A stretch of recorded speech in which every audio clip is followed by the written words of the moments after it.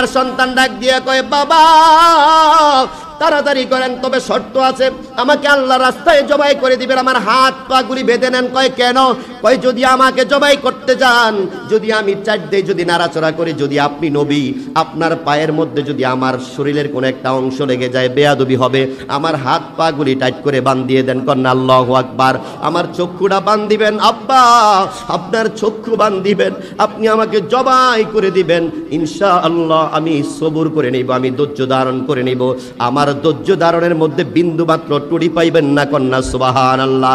নবী ইব্রাহিম আলাইহিস সালাতু ওয়াস সালাম কার্যক্রম শুরু করে দিলেন, দ্রুত শুরু করে দিলেন। এবার ছুরিটাকে পাথরের মধ্যে নিক্ষেপ করলেন, ধার আছে কিনা, ধারালো অস্ত্র আছে কিনা, ধারালো ছুরিটা দিয়ে তাকে জবাই করা যাবে কিনা। এভাবে যখন পাথরের মধ্যে নিক্ষেপ করলেন, মারলেন, পাথর দুই টুকরা হয়ে গেলেন। কন্যা সুবহানাল্লাহ।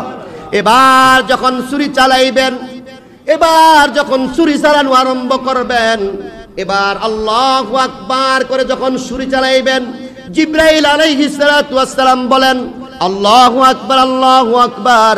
নবী ইব্রাহিম আলাইহিস সালাতু ওয়াস সালাম বলেন, লা ইলাহা ইল্লাল্লাহ।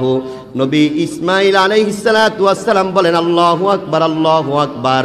ফেরেশতারা বলেন, ওয়ালিল্লাহিল হামদ। জোরে সোরে একবার বলা যাবে কি সুবহানাল্লাহ। জিলহজ মাসের 9 তারিখ থেকে 13 তারিখ আসর পর্যন্ত তাকবীর দিতে হয়, বলেন ঠিক কি?